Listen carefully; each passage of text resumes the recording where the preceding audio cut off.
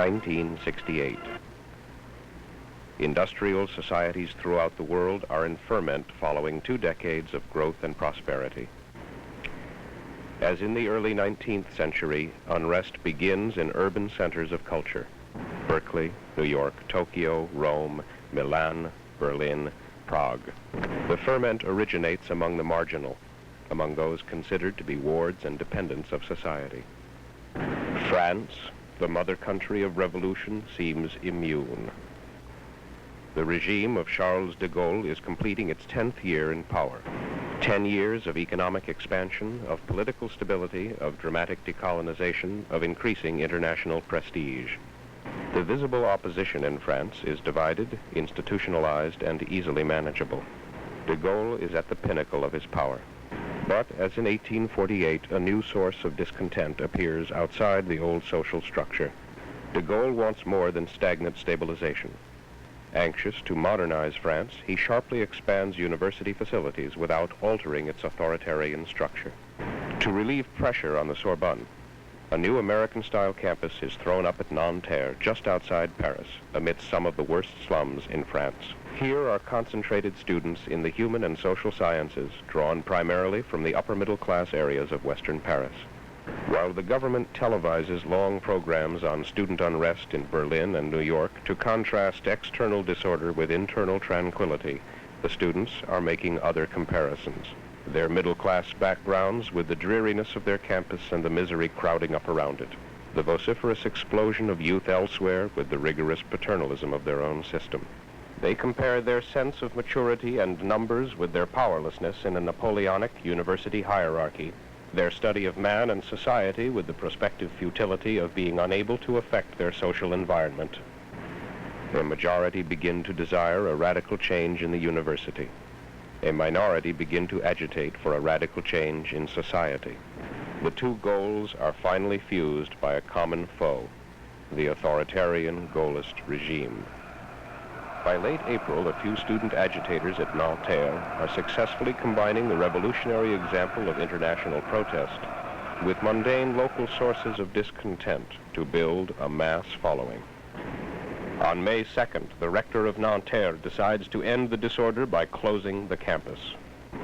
The next day, students move to the Sorbonne to recruit support for their demands that Nanterre be reopened. The police are called in, arrest some students, and occupy the Sorbonne for the first time in its history. Angry students spontaneously take to the streets. The evening of May 3rd sees the first direct clashes with the police. The protest now begins to orchestrate its acts with symbols and tactics distilled from French revolutionary tradition.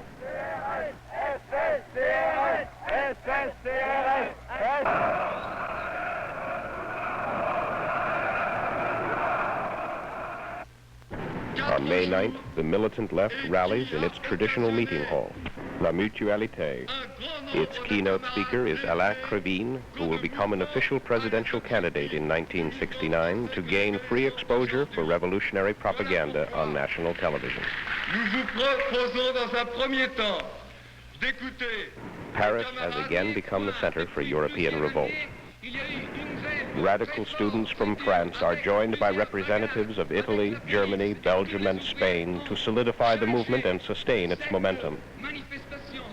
Speaker follows speaker, denouncing capitalism, imperialism, bourgeois nationalism, and bourgeois culture. Dieses freien Landes nur betreten, von der Sicherheitspolizei ins nächste ausfliegende, nicht von oppositionellen Parteirentnern, sondern von einer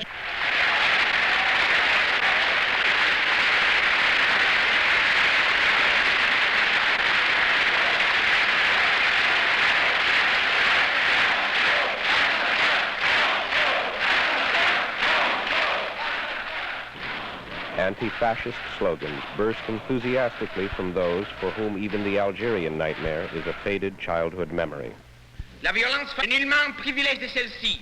Elle n'est en fait que la forme courante qu'adopte la dictature des classes bourgeoises, et plus précisément celle de l'oligarchie monopoliste, lorsqu'un mouvement populaire vient remettre en cause son pouvoir. La structure autoritaire de l'université est contre la bourgeoisie. Vive le socialisme!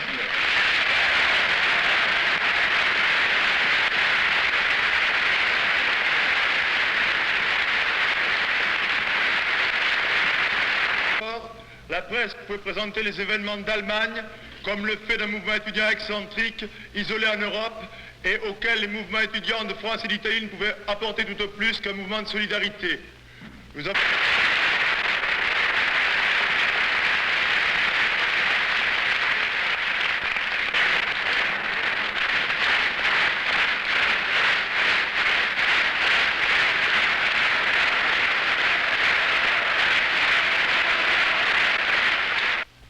Il y a encore un refus violent et total de la société capitaliste développée et de sa civilisation et de toute la merde qui représente pour l'homme moderne, de tout ça qui représente sur le plan de l'aliénation, de la fausse conscience, etc. La politique de ce mouvement a été caractérisée comme aujourd'hui en tant que farouchement anticapitaliste, anti-impérialiste.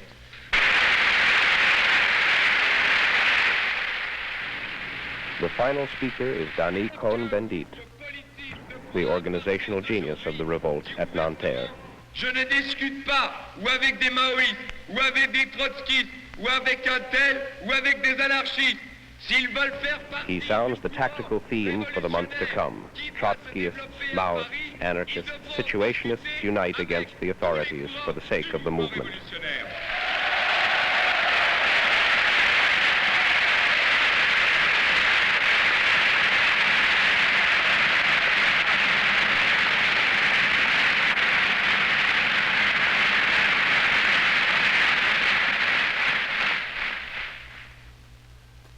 On May 10th, the authorities are served with the traditional entree of Parisian revolutionary cuisine, cobblestones and barricades. Public opinion is strongly sympathetic to the students. The government is hesitant and uneasy.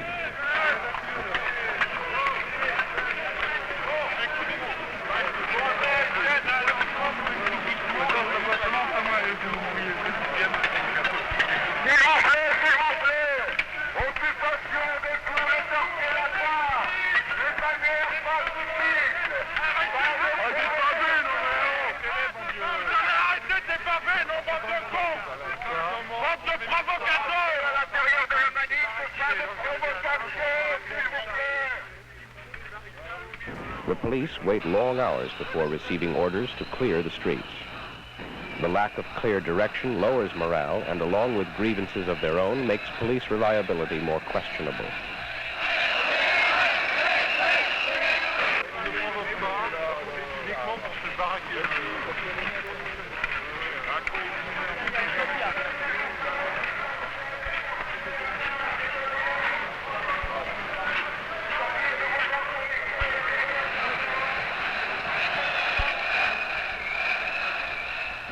Stones are the weapons of the students.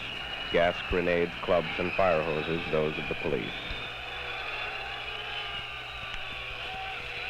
To those who think in military terms, the barricades seem impossibly anachronistic. After the May events, André Malraux, Minister of Culture, will declare such barricades outmoded in an era of tanks. Engels already found them outmoded by 19th century weaponry, as had Napoleon at the end of the 18th century. But barricades are a weapon of civil strife, a sign of crumbling authority. They are effective only as long as the state cannot or will not employ full military force.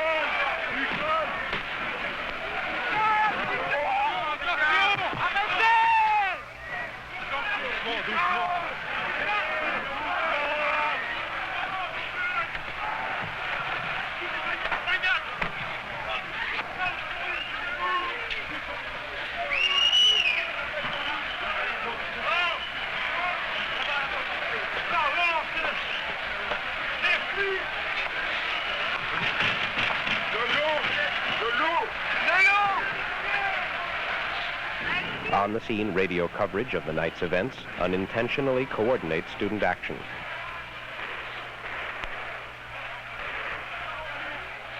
This is the first indication of the new role to be played by the mass media in the month-long drama.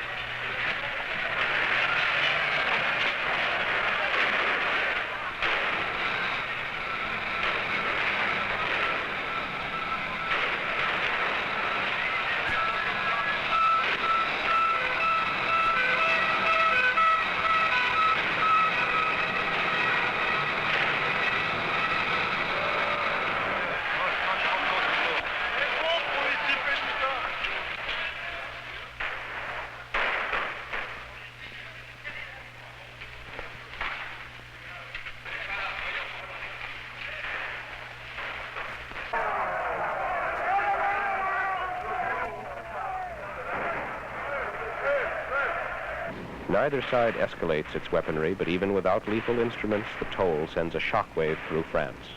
Almost 400 wounded, over 400 arrested, mostly the children of respectable Parisian parents. Even without tanks, the government is accused of unleashing unrestrained police violence. May 13, 1968, the 10th anniversary of de Gaulle's return to power.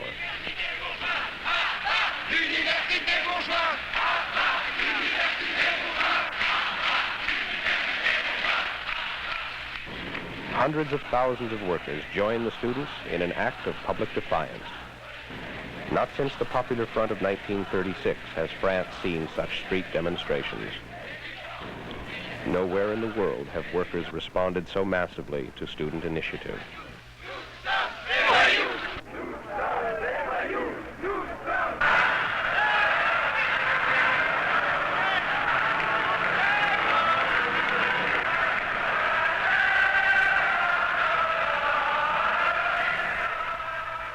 The demonstration expresses contempt or indifference toward the Gaullist regime, contempt for its paternalism, contempt for its agents, indifference to its cherished icons, indifference even to the symbols of the nation created by the Revolutionary and Napoleonic eras.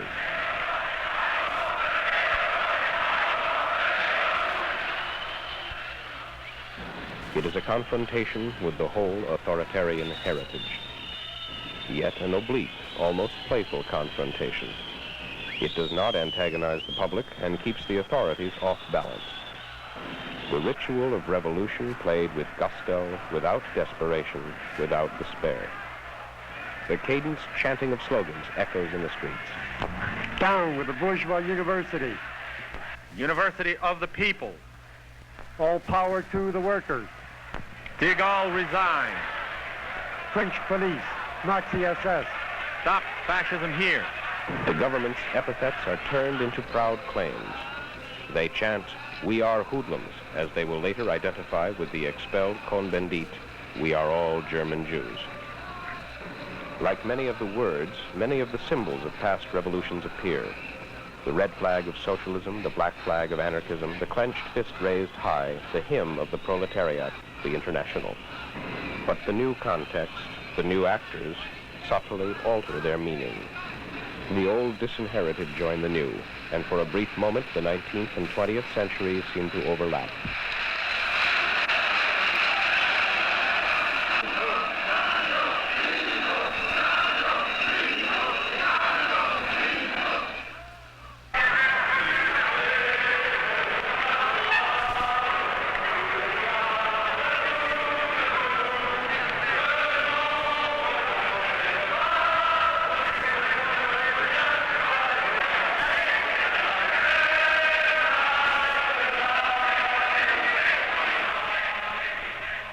At the Sorbonne, the collapse of traditional authority is total. The police are withdrawn from the Latin Quarter, and the students take charge both of the university and of the surrounding streets.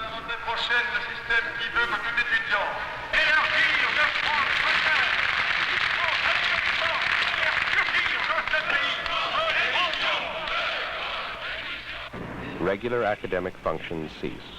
The professorial nobility commits corporate suicide. University gets its revolutionary government, its student soviet, founded on continuous discussion. Students reject expertise, hierarchy, academic and political neutrality.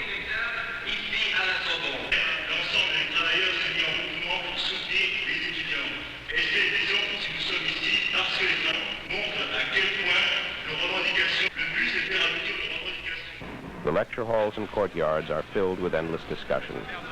Seriousness is combined with freedom from tension.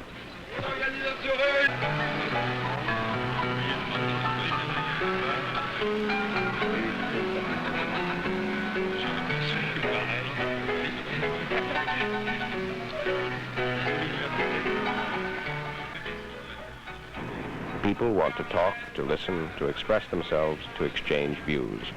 Everything is put into question. The role of the student in the university, the role of the university in society are re-examined as action committees spring up in every institution of higher education. Traditional institutions appear to collapse of their own weight into popular democracies. The students appear to be launching a new civilization. Pour une organisation révolutionnaire de la jeunesse,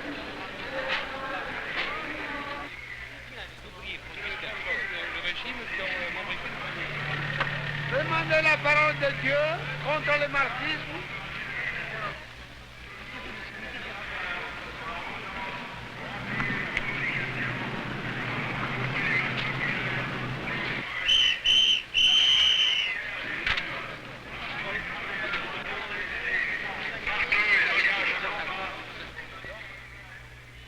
From the university, the confrontation spreads outward to other areas of French society. This is still a movement of the intelligentsia. The cultural and professional centers are the first to be affected. Typical is the seizure of the Odeon Theater in the Latin Quarter, denounced as a bastion of bourgeois culture.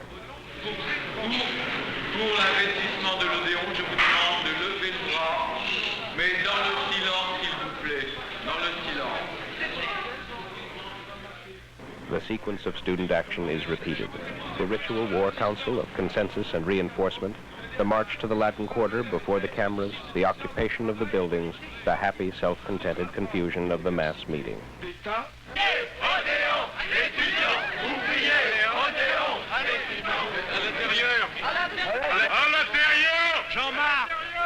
Jean-Marc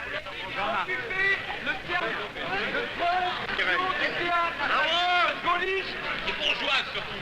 Et bourgeois de France. Plusieurs points. D'abord, si on demande encore une fois de ne pas fumer, c'est parce qu'il y va de votre vie. Vous comprenez bien? Bon, c'est clair. Vous pourrez plus gueuler quand vous serez dans un incendie. Oui, mais sur...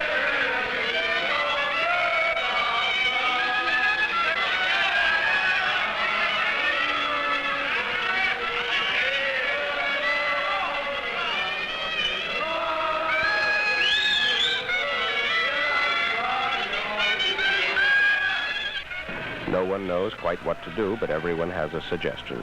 The mood is one of exhilaration rather than determination, of self-indulgence rather than self-defense. No Robespierre or Trotsky, not even a Cohn-Bendit rises to galvanize the assembly to revolutionary fervor or determined action. Jean-Louis Barrault, the sympathetic director of the theater, can describe the process as a happening. And Julian Beck can call it real living theater, the most beautiful drama he has ever seen.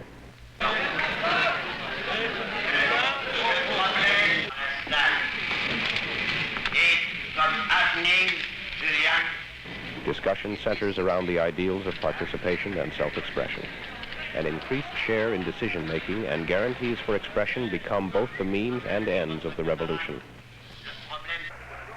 The occupation of the Odeon is the first step beyond the university, but others are to follow. The national organizations of authors, filmmakers, musicians, of lawyers and doctors, all condemned as bastions of privilege, defenders of seniority, and fossilized bureaucratic structures. The discontent will reach even the nerve centers of modern society, the press, radio, and TV.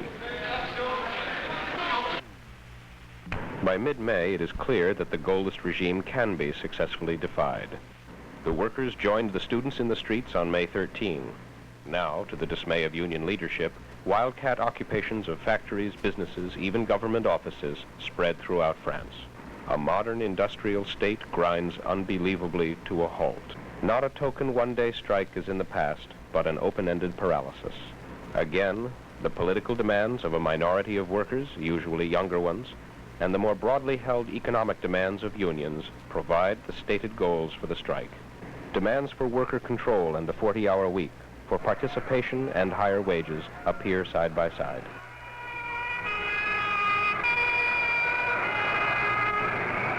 The union leadership spends the second half of May racing just to stay abreast of its membership. By May 22nd, without central coordination, there are 10 million workers on strike.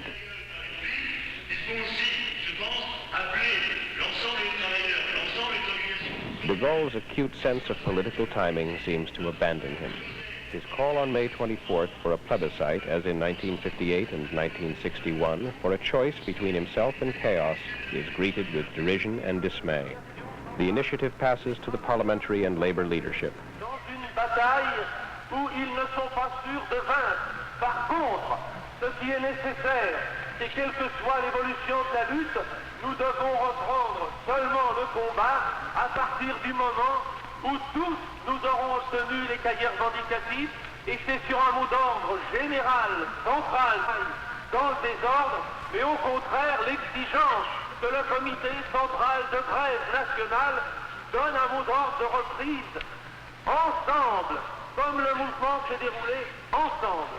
Dans ces perspectives, Premier Pompidou hopes to take a leaf from the Popular Front government of the previous generation. He seeks to divide the workers from the students by repeating the pacification strategy of Leon Blum in 1936. On May 27th, the workers are accorded large economic gains. The union leadership is satisfied. But the rank and file reject the offer and hoot down the leaders. Now de Gaulle's strongman strategy has failed. Pompidou's economic strategy has failed. The social confrontation has now become a full-scale political crisis.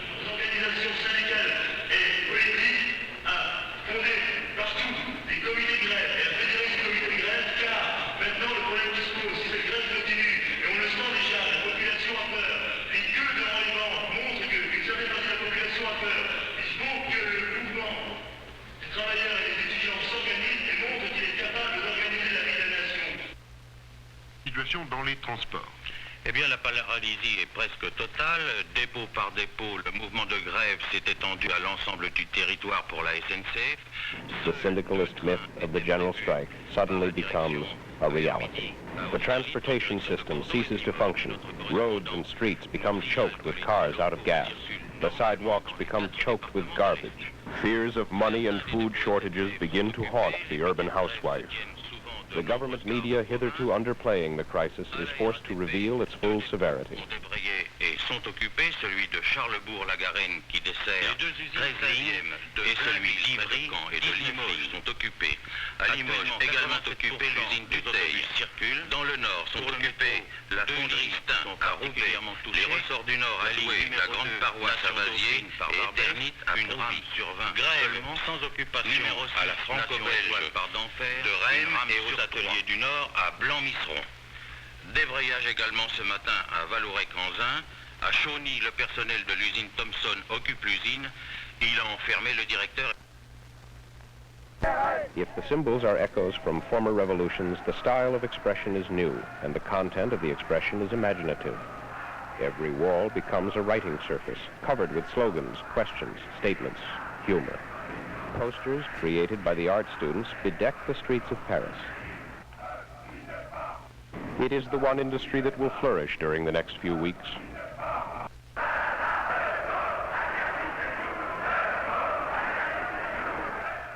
In the last week of May comes a crescendo of marches, rallies, and barricades.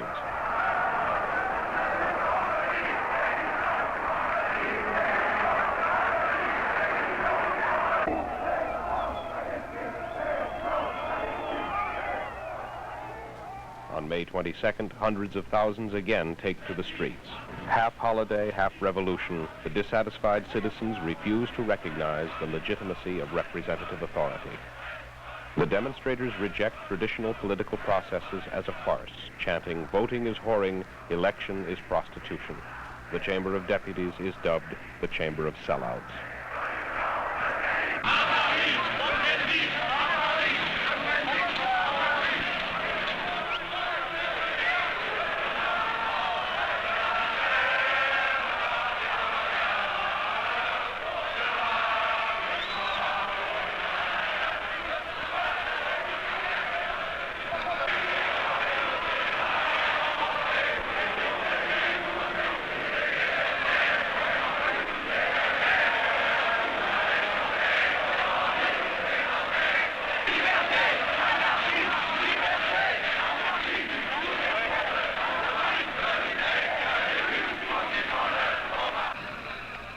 On May 24th, the long-awaited address of de Gaulle to the nation is the signal for the most widespread and violent confrontation of the month. Streets are ripped up and trees are felled.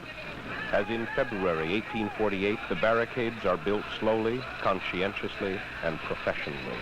The construction proceeds without apparent fear of sudden interruption. The public looks on with the detachment of spectators seeing preparations for a contest whose outcome is of no great concern.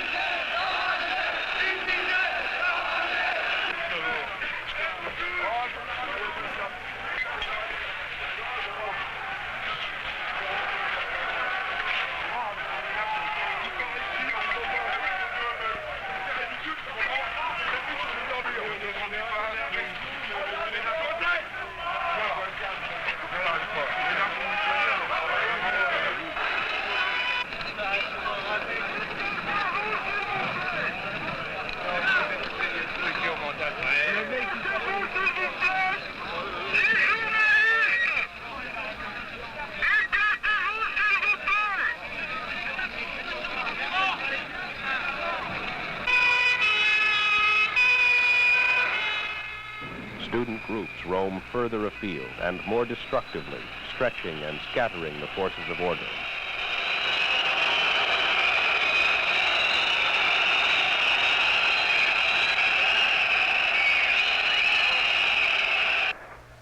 The stock exchange on the right bank is damaged by fire. A police station in the Latin Quarter is burned.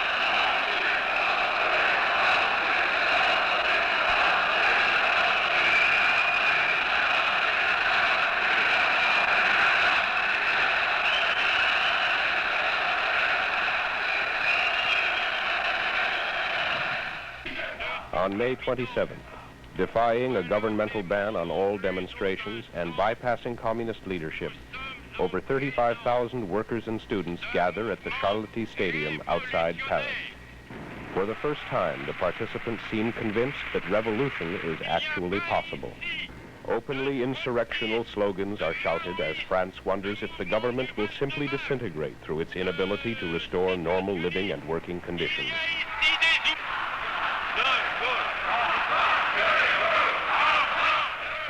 May 29th. The demonstrators marching relaxed and expectant through the working-class districts of Paris obviously taste victory. De Gaulle is rumored to have withdrawn to his country estate as he did in 1947 when he abruptly quit the government. In reality, he is in Baden-Baden to check on the loyalty of the French army and to lay contingency plans for the military occupation of Paris.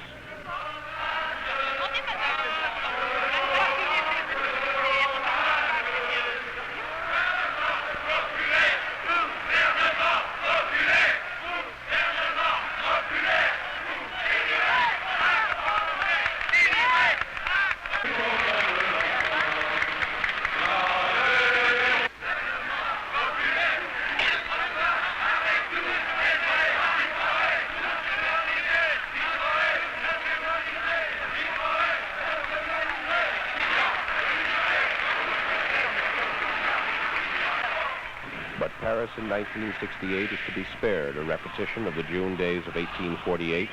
The ritual of confrontation is to be answered by the ritual of counter-confrontation. On May 30th, de Gaulle again addresses the nation, this time by radio. No longer can the tired face of an old man be seen, only a voice, calling to France as it did on June 18th, 1940. De Gaulle is no longer the strong man calling for a plebiscite, but the Democrat calling for elections. Carefully planned, spontaneous demonstrations fill the streets of Paris with flags and venerators of the national glories of France.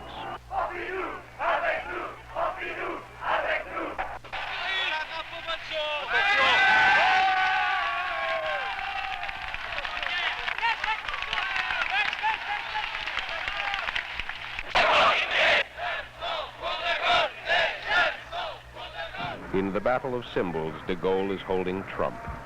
He challenges the revolutionaries to defy the voice of universal suffrage.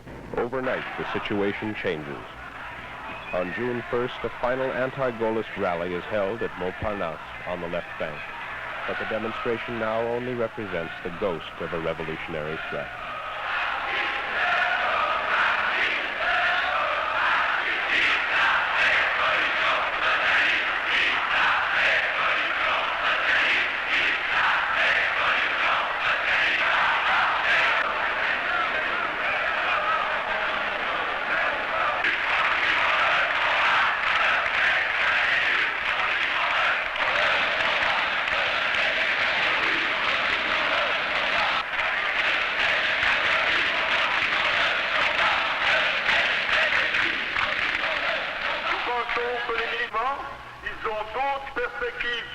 peut-être dans l'immédiat. Ils pensent qu'il ne suffit pas d'un mouvement, mais qu'il faudra construire à terme un parti capable de mener la lutte jusqu'au bout. Ils ont donc encore à s'exprimer en tant que...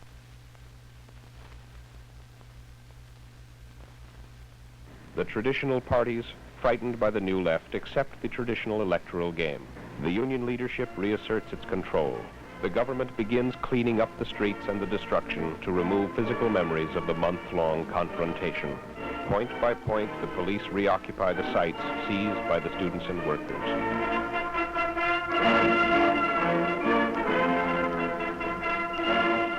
Yet there is no apocalyptic ending.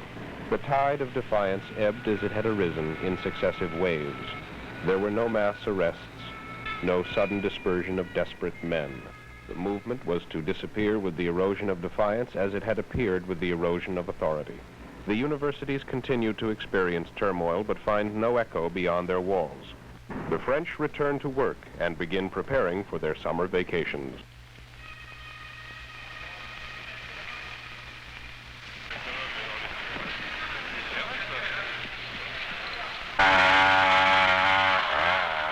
The incipient revolution collapsed, or was it an exercise in political education, as the student leaders insisted, or merely psychodrama?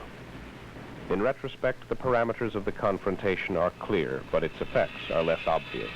The explosion was of words and symbols, not dynamite and gunshots. What destruction occurred was of property, not life. The original aim was to transform social relations, not to replace the government elite.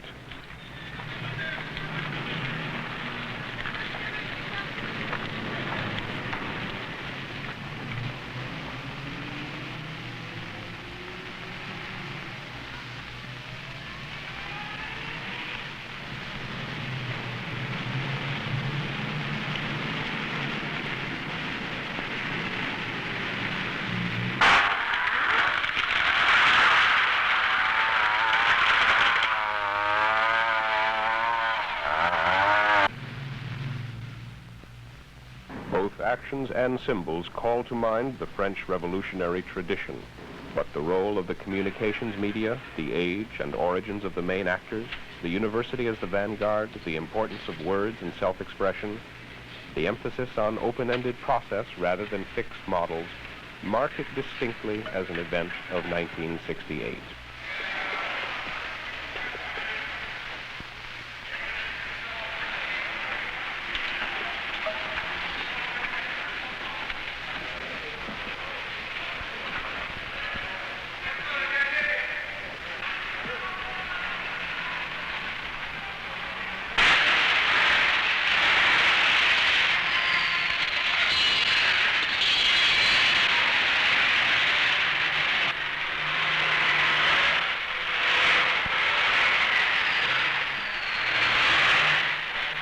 In the elections of June 1968, the Gaullist party won the greatest victory ever won by a single party in French history. Less than a year later, in April 1969, de Gaulle's constitutional referendum was defeated. De Gaulle resigned, and Pompidou was elected second president of the Fifth Republic.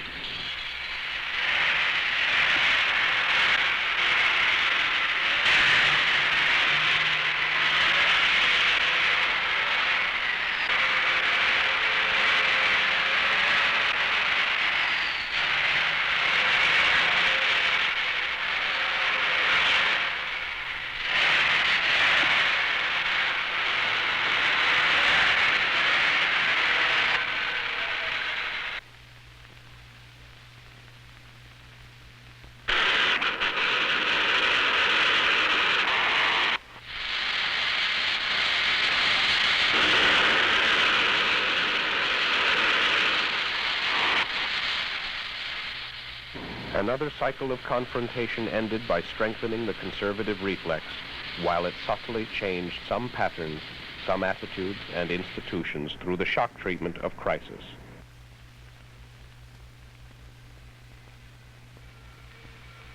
The confrontation of May 1968 has become a living part of French social memory. It has revealed new areas of fragility in modern industrial society, But at the same time, it has made evident the difficulty of rapidly transforming the social values upon which social relations depend.